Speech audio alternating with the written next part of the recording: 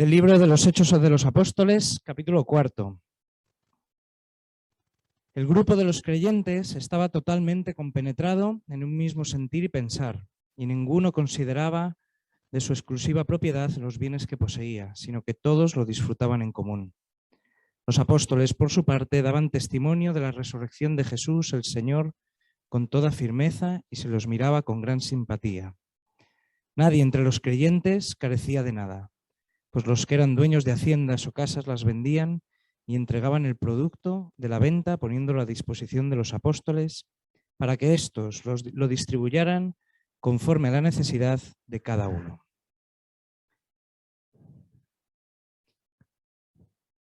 Buenas tardes a todos, bienvenidos a esta nueva sesión de nuestro curso en el Centro Ecuménico García Hernando de Madrid.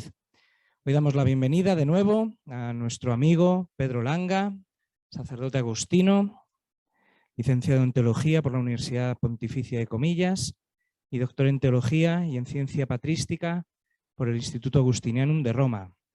Su misión docente la ha llevado por Roma, por Madrid, por Salamanca, durante casi 40 años, especialmente centrado en los ámbitos de la teología de San Agustín, de la patrística y también, como no, del ecumenismo. Ha publicado una decena de libros y cientos de artículos de investigación, muchísima, es con una producción muy fecunda. Y recientemente destacamos Apóstoles de la Unidad, publicado en el año 2015, un elenco de las principales figuras del ecumenismo contemporáneo comprometidas con la unidad de la Iglesia. Allí ustedes podrán encontrar en este libro, Apóstoles de la Unidad, pues las biografías, los perfiles de Atenágoras, de Chiara Lubich, de Roger de Tessé, etc. Y además podemos aprovecharnos de su pensamiento en numerosas revistas de divulgación eclesiales y disfrutamos peculiarmente de sus reflexiones de ecumenista en un blog que es único en Internet, bajo mi punto de vista, que se titula Entre Unidad, Caridad y Verdad.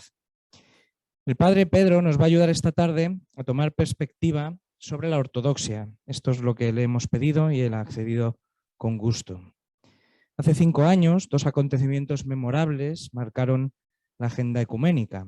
Por un lado, la celebración del Concilio Panortodoxo en Creta y por otra parte, el encuentro entre el patriarca Kirill y el Papa Francisco en Cuba. En este tiempo, la Iglesia Ortodoxa ha seguido peregrinando y el padre Pedro es uno de los observadores más atentos de los que podemos disponer. Acudimos a él y le escuchamos con atención para que él nos ayude a tomar un punto de vista sobrenatural, espiritual y ecuménico del camino de nuestros hermanos ortodoxos. Muchas gracias, padre Pedro.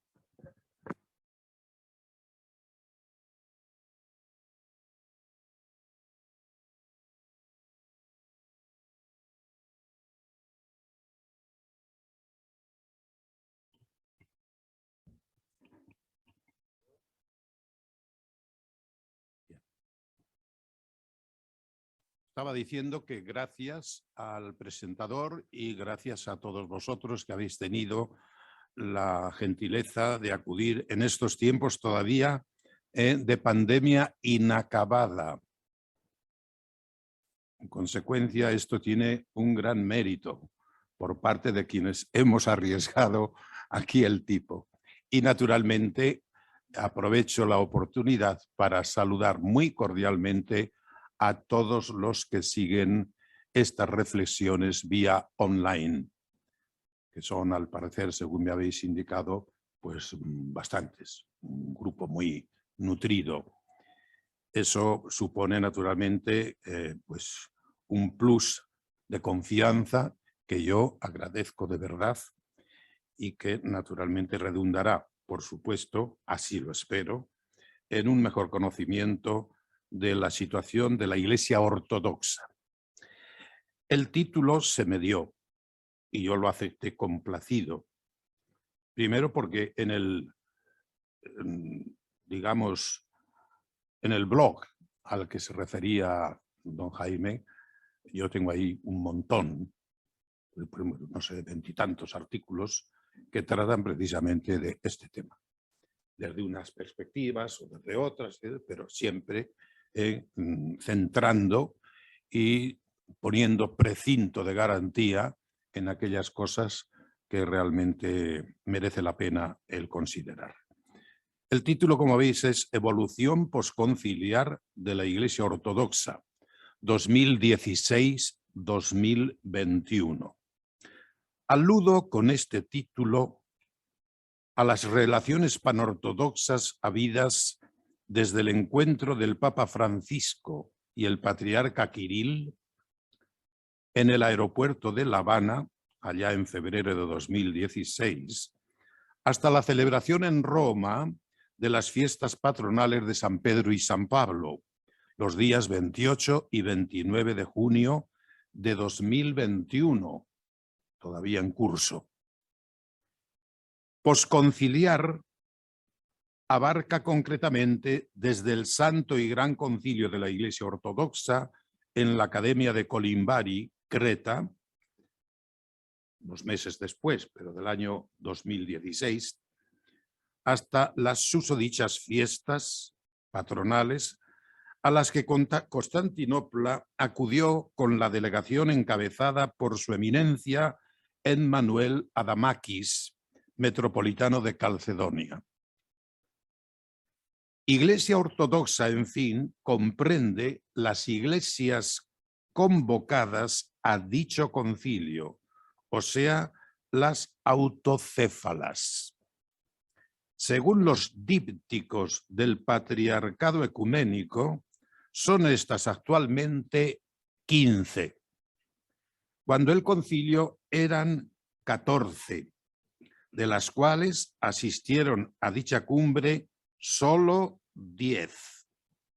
Evidentemente, yo os podría decir, no me voy a detener, quizá luego en la segunda parte, en ruegos y preguntas, podamos abundar en algunos temas que ahora pertranscendan, así rápidamente yo voy desgranando. El número 15 llegó con la nueva Iglesia Autocéfala de Ucrania tras el tomos autocéfalo extendido por el Patriarca Ecuménico, reconociendo así formalmente su independencia. Bartolomé I lo firmó el 5 de enero de 2019 en la Catedral de San Jorge, en Estambul, en el Fanar, ante la presencia del presidente ucranio Petro Poroshenko y algunas autoridades del país. Una vez en Kiev, su beatitud Epifanio, tras la Divina Liturgia en Santa Sofía, lo hizo público el 7 de enero. Culminaba con ello un proceso abierto a raíz de la disolución de la Unión Soviética, 1991, avivado en 2014 con la anexión a Rusia de la península de Crimea y el respaldo del Kremlin a los rebeldes separatistas. El nacionalismo ucranio estalló por el incidente del estrecho de Kerch en 2018. Lances tales permitieron a Bartolomé I recordar a Kirill e Hilarión que en Ucrania no querían a los rusos ni en pintura. El deseo del Fanar por una sola iglesia autocéfala en Ucrania era, pues, unir a los 30 millones de cristianos orientales del país, divididos en 3 iglesias por falta de una. Este proceso autocéfalo, sin embargo, acabó por enfrentar a Moscú contra Constantinopla. Kirill afirmó que el asunto infringía su jurisdicción y las consecuencias iban a ser catastróficas. Y vamos así con el primer punto, el encuentro de Cuba.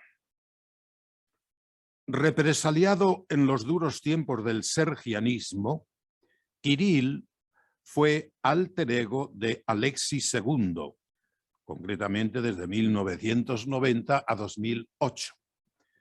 Al que sucedió en el trono patriarcal el 27 de enero de 2009. Su mutismo sobre el pseudosínodo de Leópolis prueba que la Iglesia Ortodoxa rusa no está por pedir perdón a la católica de las tórpidas maniobras estalinistas.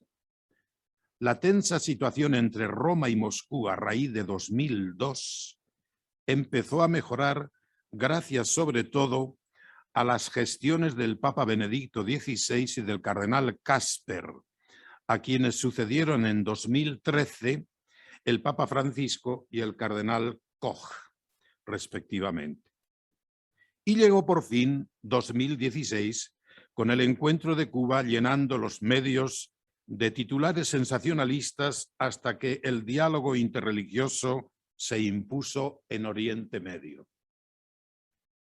La visita del gran imán Al-Tayef a Francisco en mayo de 2016 y la declaración de Abu Dhabi, por ambos firmada el 4 de febrero de 2019 en la capital de los Emiratos Árabes, dejaron pronto a lo de Cuba sin atractivo.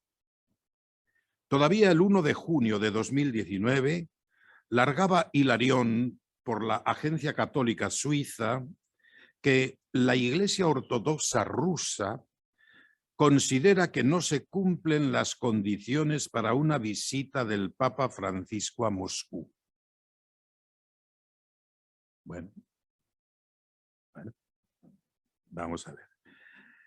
Y digo yo, del 2016 al 2021 corre tiempo de sobra para que el metropolita Hilarión y el cardenal Koch se hubieran arrancado con un viaje de Kirill a Roma y otro de Francisco a Moscú. ¿Qué menos?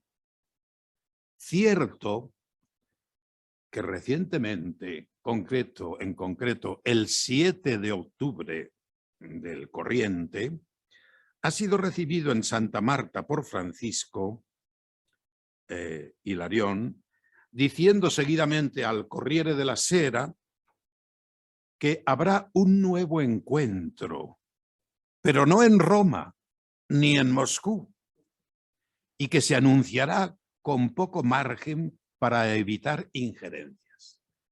Esto es un ecumenismo de baja estofa, así de claro. No se puede andar jugando con el personal y diciendo, esto se lo vamos a decir unos minutos antes para que no tengan tiempo de protestar o no protestar. Mire usted, no hace falta que protestemos. Hace falta simplemente tener sentido común para saber que esto no es de recibo. A simple vista, Kirill no exhibió su kukol por Lampedusa en 2013 y Lesbos en 2016. Ya dice el refrán que perro viejo ladra sentado. Ahora vamos sabiendo que la causa era Ucrania. Durante su visita relámpago a Estambul, el 31 de agosto de 2018, la reprimenda de Bartolomé a Hilarión fue de no te menees. El boicot al concilio se trocó en prisas, no bien el FANAR anunció la autocefalía. Y vamos así al Santo y Gran Concilio de la Iglesia Ortodoxa. Pese al desaire de 4 iglesias autocéfalas, el concilio acabó con 6 documentos, una encíclica y un mensaje final al pueblo ortodoxo y a todas las personas de buena voluntad. Dice la encíclica, el bálsamo de la fe debe servir para vendar y curar las viejas heridas de los demás, no para reavivar nuevos focos de odio. O sea, más claro, imposible. Y Francisco, durante el vuelo de Armenia a Roma, dijo lo siguiente, la ortodoxia ha dado un paso adelante, no con el 100%, pero un paso adelante. Y añadía, el solo hecho de que estas 10 iglesias se hayan reunido en nombre de la ortodoxia para mirarse a la cara, para rezar juntos y para hablar, es muy positivo. O sea, se decantaba claramente hacia el sínodo panortodoxo. Como Bartolomé I no se plegó al capricho de los ausentes de esas 4 iglesias, la campaña de insidias contra él fue tremenda. Se nota, por ejemplo, en titulares como este: ¿en el cautiverio de Constantinopla OTAN o libres en Cristo? Y todo claro es, instigado por un patriarca ruso que, Putin por medio, está metido en política hasta las cejas.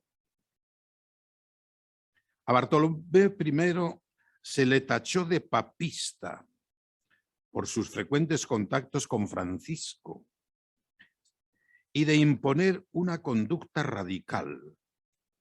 Tampoco se ahorraron caricaturas extraídas del Evangelio, como los mercaderes expulsados del templo, donde aparece su imagen. Cuando yo escribí de este tema, estuve tentado de colgar la fotografía, pero me pareció tan dura, tan impropia, que yo desistí. Digo, no, era un montaje, evidentemente. Se ve al patriarca y detrás al señor, con el látigo, blandiendo y diciendo fuera todos los cambistas y tal, o sea, tachando al patriarca pues de un hombre que estaba jugando, etc. Bien, ni en la encíclica ni en el mensaje, sin embargo, se alude a este vacío, y menos aún a las circunstancias que lo provocaron. No sé si vais entendiendo, veo por vuestras caras que efectivamente estáis muy pendientes del tema, y esto seguramente que es que os interesa, claro. Gran apología del diálogo ecuménico, la del mensaje, donde se dice además que las iglesias ortodoxas entran en el tercer milenio con actitud nueva y horizonte abierto hacia el mundo. Pese a renquear al principio por las negativas a su apertura, los desmarques empezaron a llegar solo un día antes del concilio. Creta es ya, velis nolis, o sea, queráis o no queráis, un signo de los tiempos. Andrea Riccardi, que conoceréis seguramente, es el fundador de la comunidad de San Egidio, entrevistado por Vatican Insider, llegó a decir sobre la negativa rusa: Moscú permanece apegada a su dimensión imperial y no secunda la misión universal que sueña Bartolomé. Para Riccardi, la decisión rusa expresa y plasma la fragmentación de los ortodoxos encerrados en sus fronteras nacionales. Al contrario, el gran sueño del patriarca ecuménico de Constantinopla, insistía Riccardi, siempre ha sido el de sacar a la ortodoxia del tradicionalismo y del nacionalismo para decir y anunciar algo al mundo. Moscú decidió dejar correr las cosas y demuestra que no le interesa mucho el concilio. Esto lo decía cuando quedaba muy poco para abrirse el concilio, pero que ya decían que Rusia no iba a asistir. Que no siente la necesidad de esa dimensión universal que Bartolomé persigue, a pesar de la debilidad del patriarcado de Constantinopla, una debilidad, por otra parte, que representa su fuerza. Bartolomé quiere dar un nuevo impulso a la misión de la ortodoxia en el mundo, confrontándose con los problemas del mundo y enseñando el rostro de una iglesia unida. Los rusos siguen pensando en términos de fronteras imperiales y dirigen sus miradas al confín de su gran país. Las otras iglesias que decidieron abandonar el concilio o no asistir a él, y lo hicieron al último momento, corren el peligro, decía Andrea Riccardi, de convertirse en minorías nacionalistas y tradicionalistas en países que tienen crisis demográficas y en los que cobra fuerza cada vez más grupos de cristianos protestantes. Estamos frente a una grave crisis de la ortodoxia. Así terminaba Andrea Riccardi. A Hilarión por entonces se le impidió entrar en Ucrania. Si la Iglesia Ortodoxa rusa quería ir al concilio, tiempo tuvo de haber convencido a los morosos. No lo hizo. No solamente no lo hizo, que hizo, o sea, disuadió, instigó para que no asistieran. Pero no todo fue bailar el agua a Quiril e Hilarión.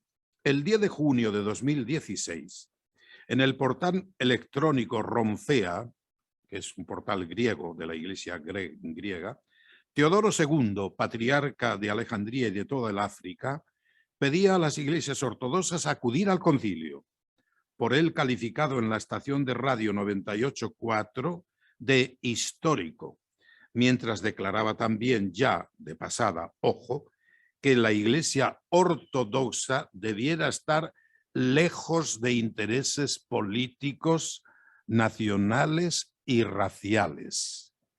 A título de ejemplo, citó a la Iglesia Católica y al Papa Francisco. Se habían distanciado de estas. De manera que fijaos cómo a veces le vienen a echar una mano al Papa Francisco, cosa que dentro de la Iglesia Católica hay algunos grupos enfrentados por estas medidas que él va tomando. Y fue más lejos aún el patriarca. Es imposible imaginar que al último momento, por aspiraciones personales y amargura hacia el puesto del primado y el rol de coordinador del que goza el patriarca de Constantinopla, no se venga al concilio, aun cuando la decisión fue tomada por unanimidad. Porque claro, todos los patriarcas de las iglesias autocéfalas que he dicho al principio, se reunieron y decidieron acudir todos. Ya veremos ahora el testimonio de algunos exponentes de la ortodoxia de gran calado, de gran categoría. Se podrá decir más alto, desde luego, pero no más claro. La cita del Papa Francisco más arriba lo viene a corroborar cumplidamente. 2 días después de Teodoro II, salía a la palestra su beatitud Jerónimo, arzobispo de Atenas y toda Grecia. Entrevistado por el periodista griego Georges Ferdis, diplomado del Instituto San Sergio, para el sitio griego Ortodoxia Info, decía: puesto que nosotros hemos decidido comúnmente que el concilio tendrá lugar, ¿cómo es que ahora cada uno puede decidir que él no vendrá? Se preguntaba Jerónimo. Me dicen, pero aquí qué pandemonio le estamos organizando. Diríamos de una manera muy más clara, los de a pie, los de la rúa, que somos nosotros.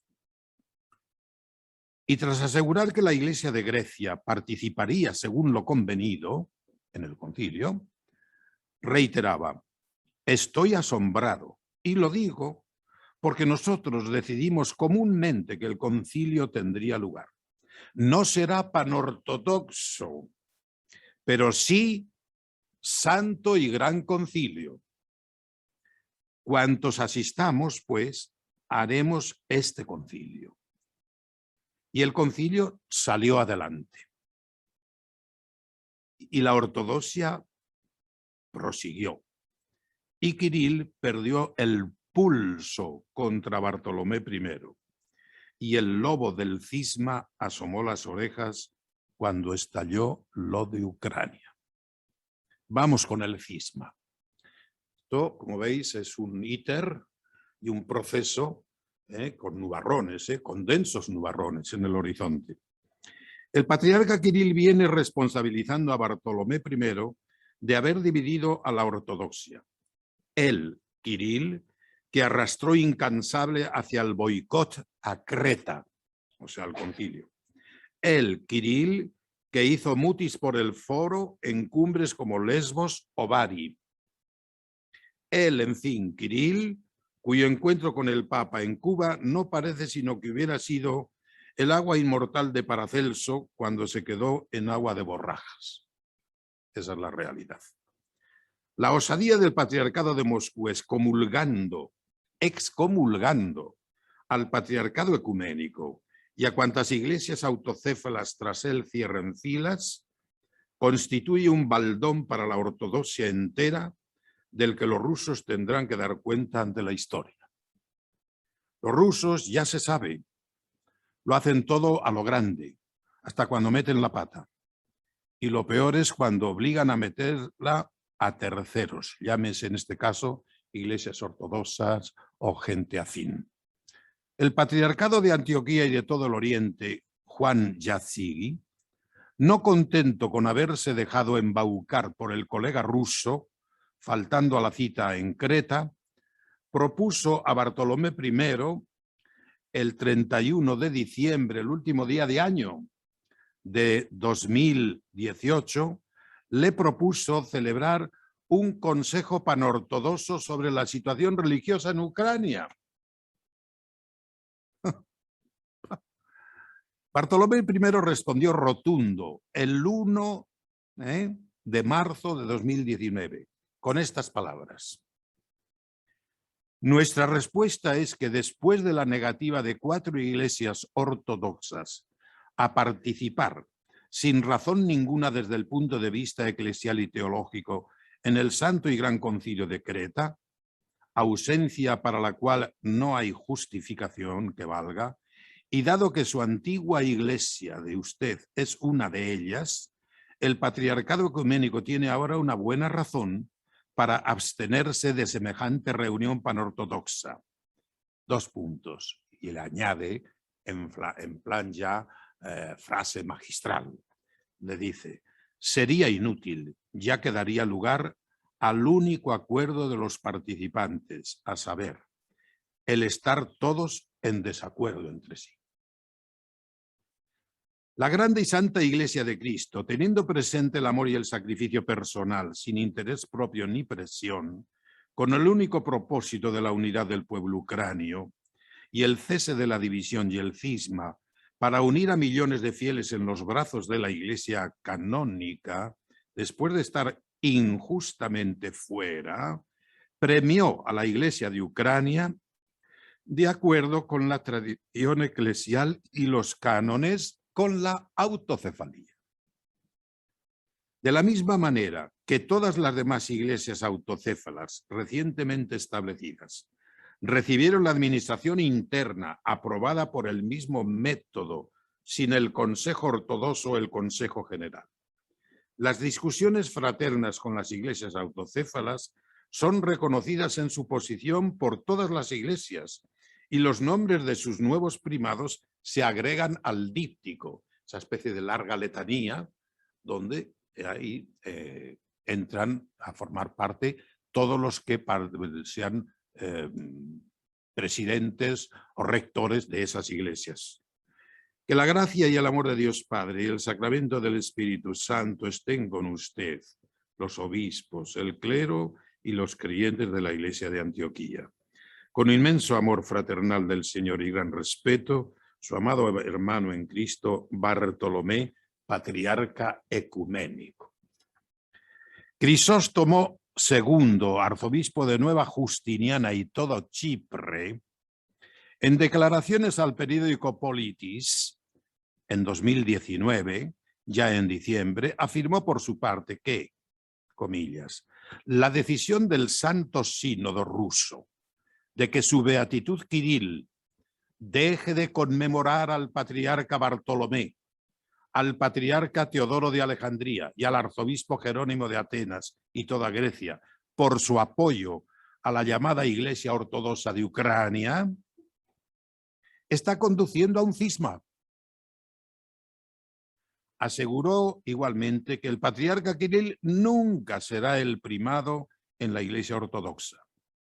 Él, Kirill, ha enviado personas para decirme, supuestamente, que me quiere a su lado. Y yo respondo, no apoyo lo que está haciendo. Dejamos de conmemorar en los dípticos a los que se desvían de la fe ortodoxa. Y yo le pregunto, ¿son herejes acaso el patriarca ecuménico, el arzobispo de Atenas y el patriarca de Alejandría? ¿Dejaste de conmemorarlos? Eso simplemente no es posible. Tienes derecho a protestar porque no deberían haber hecho esto. Sí, de acuerdo. A estar en desacuerdo si quieres. A decir que están equivocados. Sí, tienes derecho a decirlo. Pero romper la comunión, no con celebrar, solo cabría proceder así con herejes. Sus acciones son simplemente inaceptables. Está conduciendo hacia un cisma y el cisma es el mayor pecado. No lo entiendo. Kirill quiere ser el primero, pero le dije que no sería el primero. Los últimos 17 siglos han asegurado el primer lugar en el mundo ortodoxo para Constantinopla. Esto es todo. Que no engañe y que entienda bien esto. Pero su egoísmo le impide hacerlo. Y comento yo, egoísta y mentiroso son términos inasumibles para un cristiano, el que sea. Y si se mira como se mire, tenemos que decir que por medio, cuando andan las relaciones ecuménicas, entonces es conducta de personas deleznables. Así de claro. Con las cosas de religión no se juega. Otra respuesta de Bartolomé I en la recta final del año 19 fue a su beatitud Teófilo III, patriarca de Jerusalén, otro que tal, que le había propuesto nada menos que una reunión de primados ortodoxos en Jordania. El patriarca Bartolomé I le contestó calificando en su carta, calificando esa idea de una carta deshonrosa. Carta deshonrosa, respondía por Bartolomé I, poniendo las peras al cuarto. Quiere ello decir, pues, que Teófilo III, que sí había estado en Creta, fue luego tentado por Rusia en sus insidias contra Constantinopla. El pescozón epistolar del Fanar es de los que hacen época. Bartolomé I presidió el 28 aniversario de su onomástica, memoria de los santos apóstoles Bartolomé y Bernabé, el 1 de junio de 2019, en presencia del gran arzobispo de Atenas y toda Grecia, Jerónimo, y de su beatitud, el primado de la Iglesia Autocéfala de Ucrania, Epifanio. Bien. Entonces, naturalmente, el patriarca allí aceptó la presencia de estos dos grandes jerarcas, pero es importante tener en cuenta lo que deslizó Bartolomé I. No debiera sorprender que el patriarcado ruso, en otras ocasiones obsequioso como peras en tabaque, brillase ahora por su ausencia.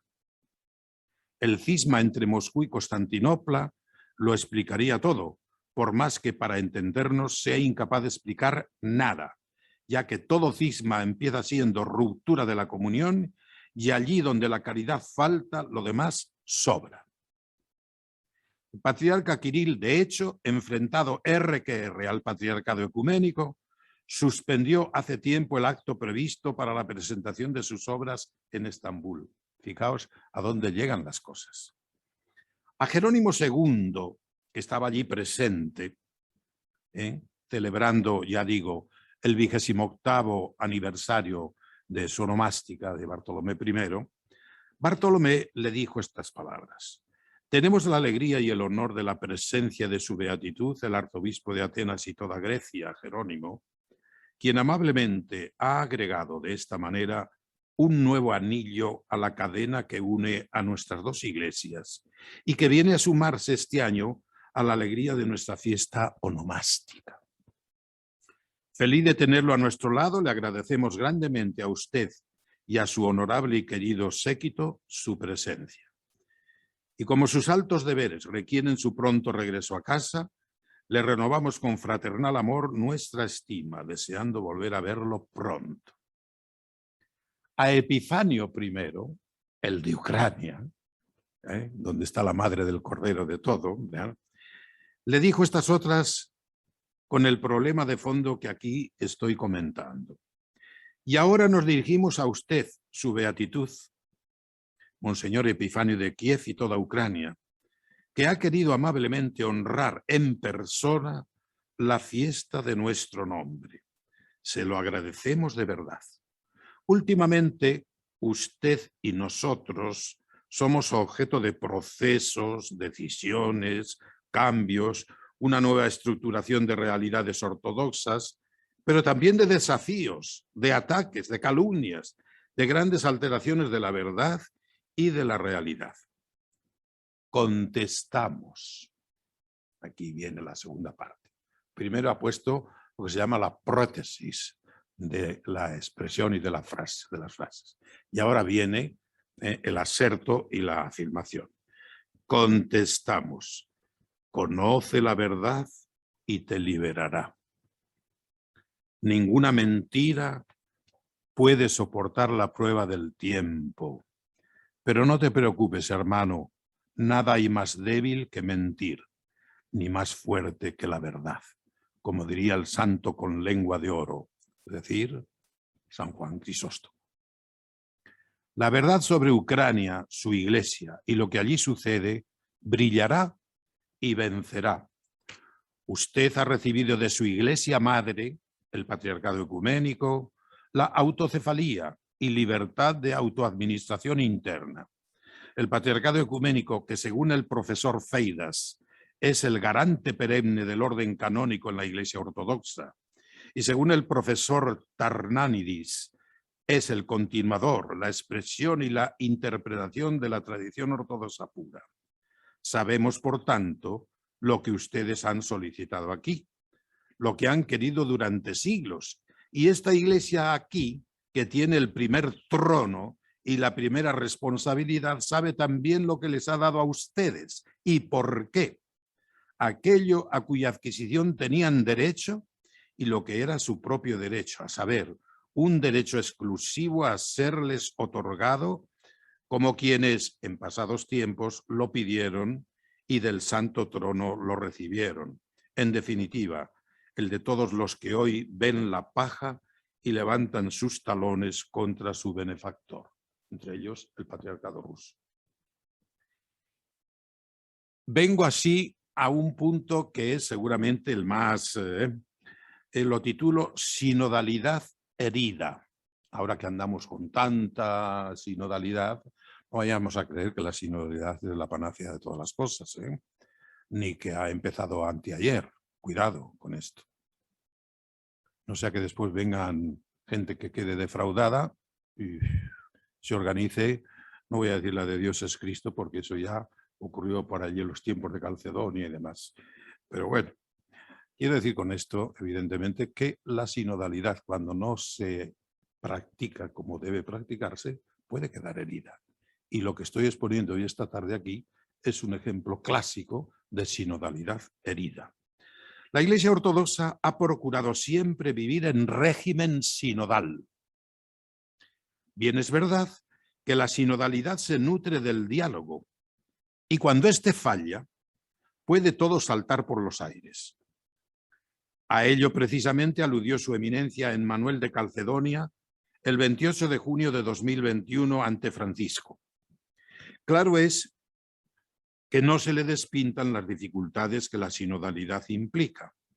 Primero, por la costumbre de resolver en el patriarcado ecuménico problemas como el que aquí se comenta.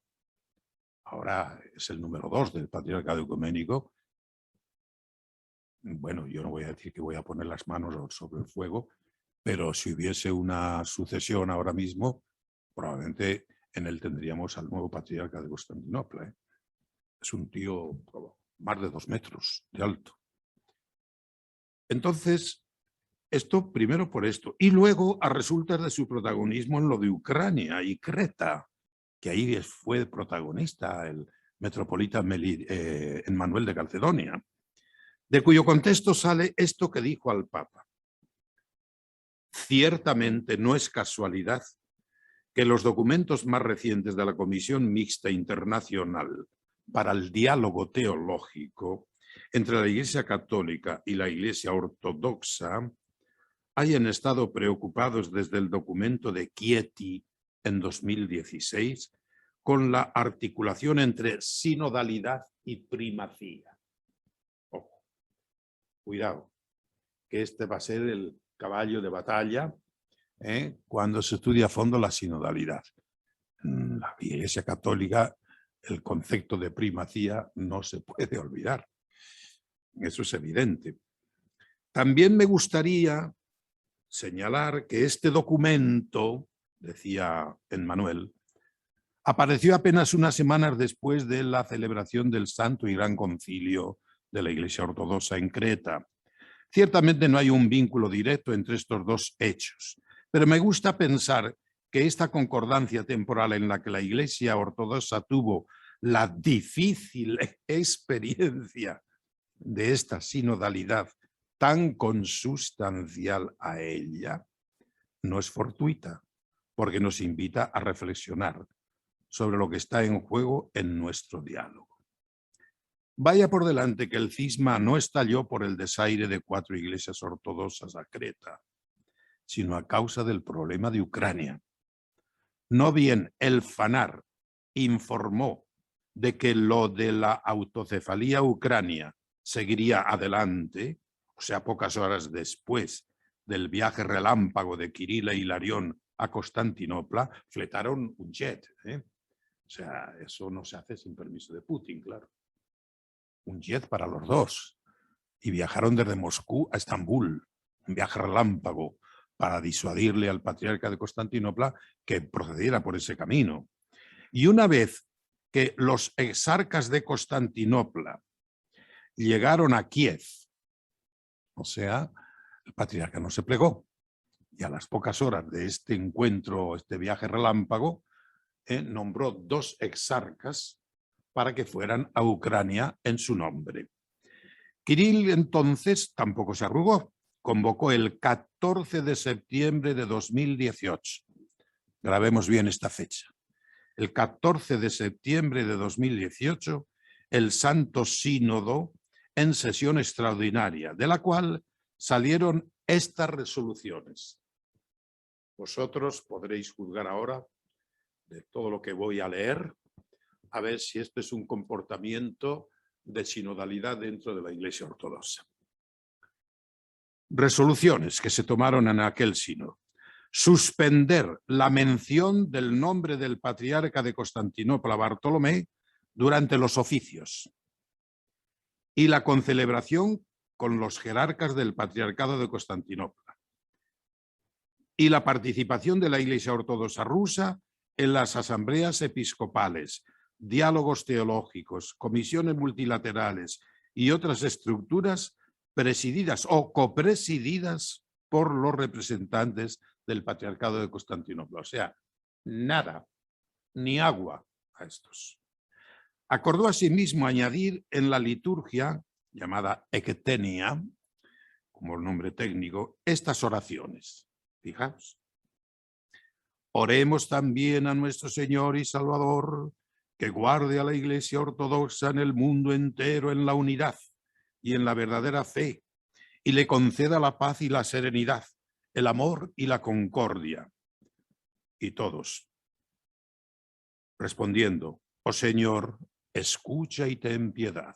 Segundo, te pedimos igualmente poner los ojos con benevolencia y misericordia sobre nuestra Santa Iglesia Ortodoxa y guardarla de las divisiones y de los cismas, de la enemistad y de los desórdenes, no disminuir y no debilitar su unidad, sino más bien que en ella sea glorificado tu nombre 3 veces santo.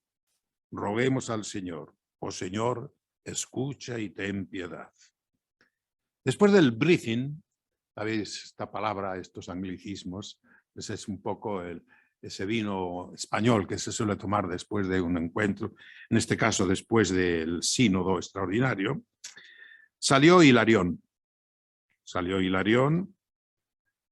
y aclaró ante los periodistas que el Santo Sínodo de la Iglesia Ortodoxa rusa se había visto precisado a tomar esta medida porque el patriarca de Constantinopla ha cometido una intrusión legal a pesar de los cánones eclesiásticos sobre el territorio del patriarcado de Moscú, nombrando 2 exarcas en Kiev.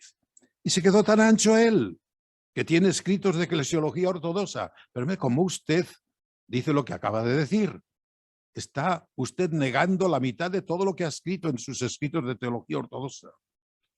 Dijo también Hilarión que Constantinopla funda sus actos sobre historiosofía original, refutada en el Santo Sínodo ruso.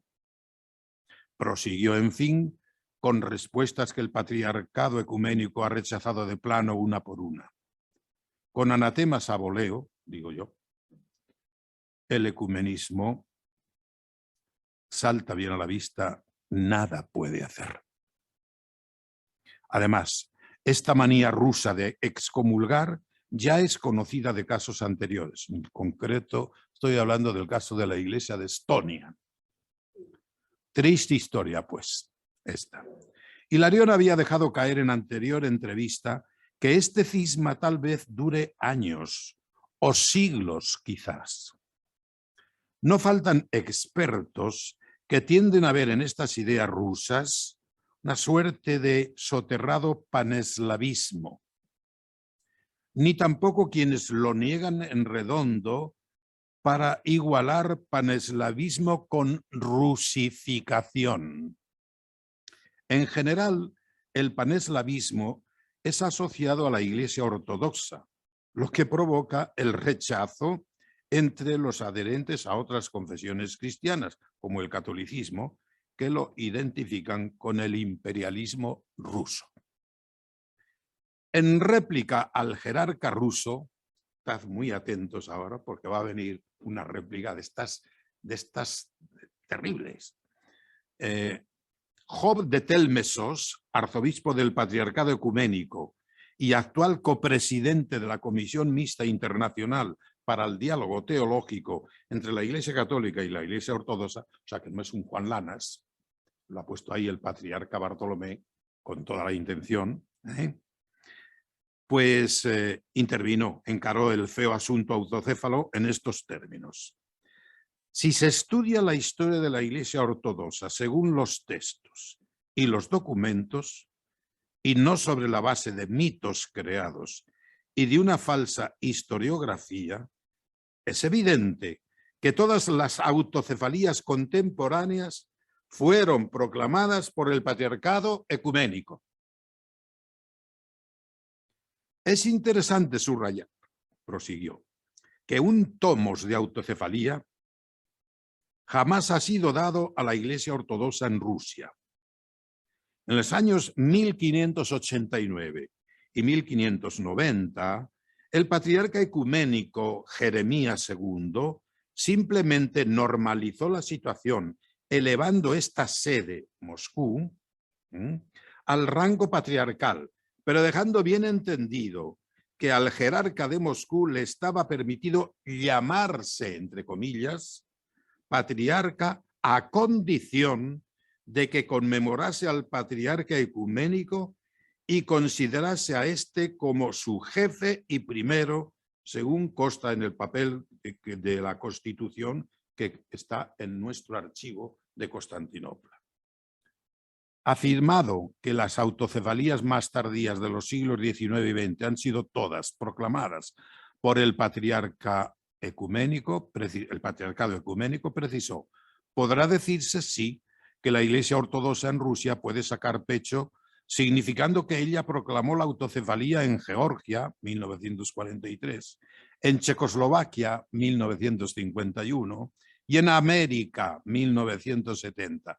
Pero estas autocefalías no fueron reconocidas por el pleroma de la Iglesia Ortodoxa, porque la Iglesia Ortodoxa en Rusia no tiene una tal prerrogativa de conceder la autocefalía, como diciendo, se ha pasado usted 7 pueblos.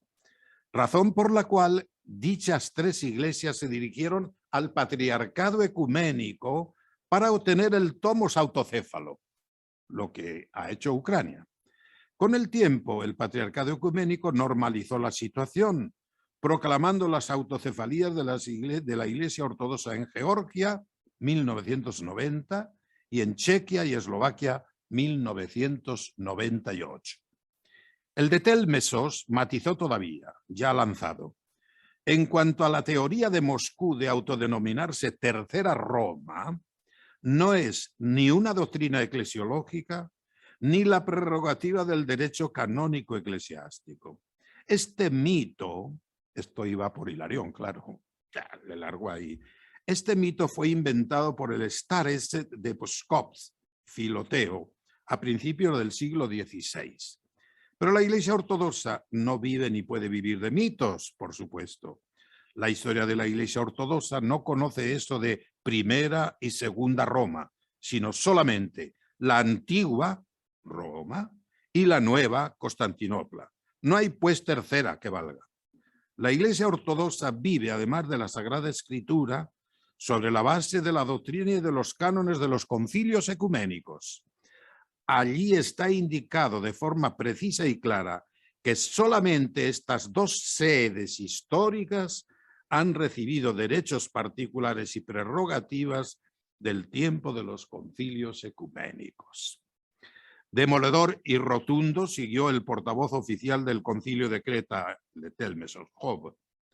En cuanto a las acusaciones de herejía papista, otro gratuito invento de los ortodoxos rusos, endosadas por ciertas personas contra Constantinopla, es preciso recordar que en la Sagrada Escritura el apóstol Pablo compara la Iglesia de Cristo a un cuerpo que es presidido por Cristo y en el cual nosotros somos los miembros.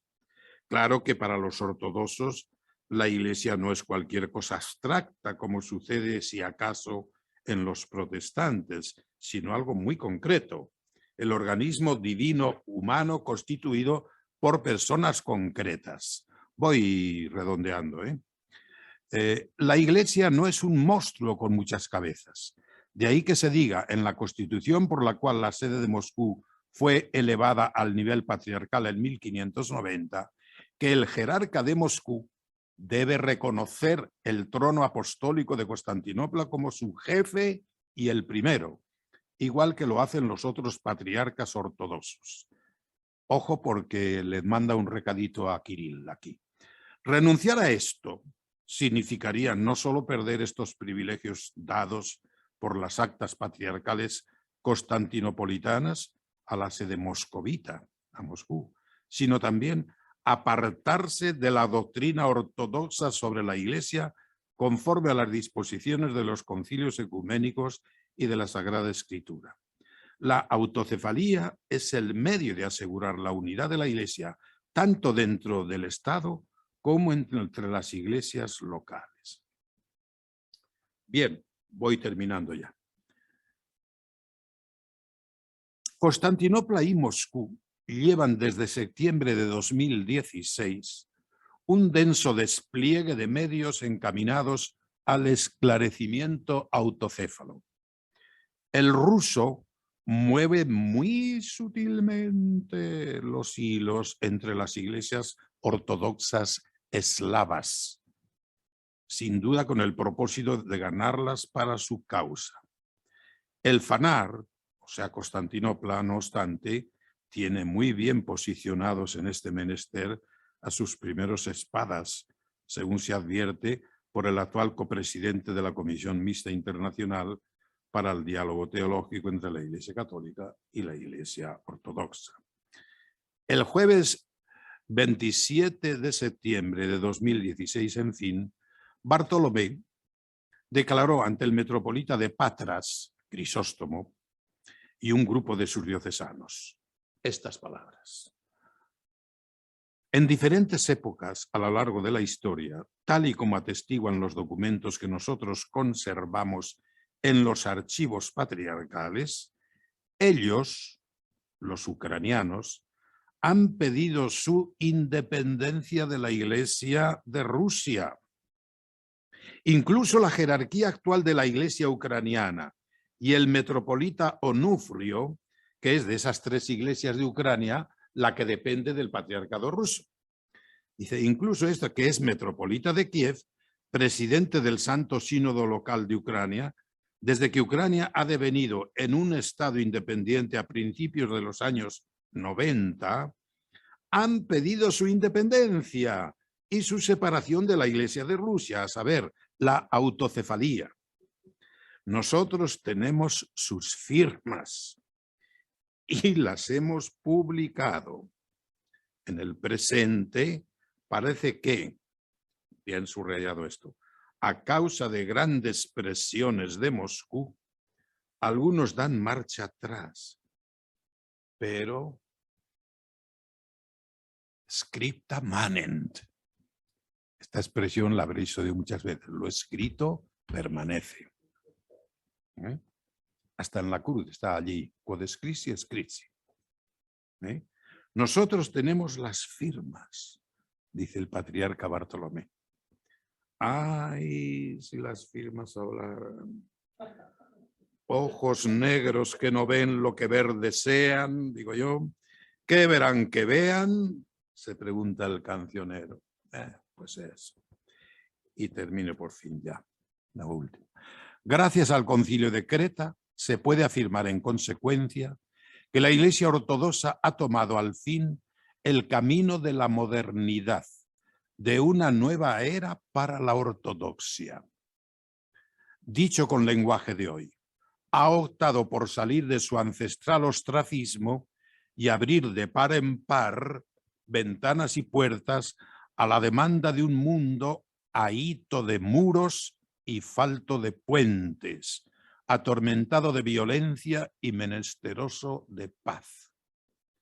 Las ausencias ortodoxas en Creta prueban que Rusia ni fue capaz de arrastrar a todas las iglesias autocéfalas eslavas, entonces, ni en ese bloque las tiene todas consigo. El concilio, pues, pospuso cualquier intento disgregador, porque no tocó para nada, ni condenó a las que no habían acudido. Esa es la diferencia. Sabio acuerdo, por otra parte, el de los primados. Celebrar cada 7 o 10 años un nuevo concilio. Será la oportunidad ideal de que se restañen viejas heridas, se enmienden lamentables errores como el que flota a lo largo del análisis de este artículo o conferencia y se remedien indeseables, pero siempre posibles, desentonos intraeclesiales. Todo lo cual ha de redundar, por supuesto, en bien de la ortodoxia y del ecumenismo. Quinta esencia de la cita conciliar fue la gran apología del diálogo panortodoxo, ecuménico e interreligioso, del mensaje del concilio, camino ideal para una confianza recíproca y atajo el mejor para que la Iglesia ortodoxa, depuestos prejuicios internos, haya tirado por nuevos horizontes con el mundo a base de dialogar en un concilio que, se quiera o no, empieza siendo eso, diálogo. Feliz iniciativa de la ortodoxia, amiga de abrirse al mundo contemporáneo y a los principios propios del genuino ecumenismo. El patriarcado ecuménico tiene el privilegio canónico único de proclamar la autocefalía de las iglesias ortodoxas locales. El ruso, en cambio, dando las espaldas a Creta, perdió la oportunidad de discutir el tema autocéfalo y hoy habrá de admitir, al menos, que con excomuniones y cismas no se va a ninguna parte, que solo el diálogo sinodal podrá conseguir su deseada reconciliación con la entera ortodoxia. Muy bien.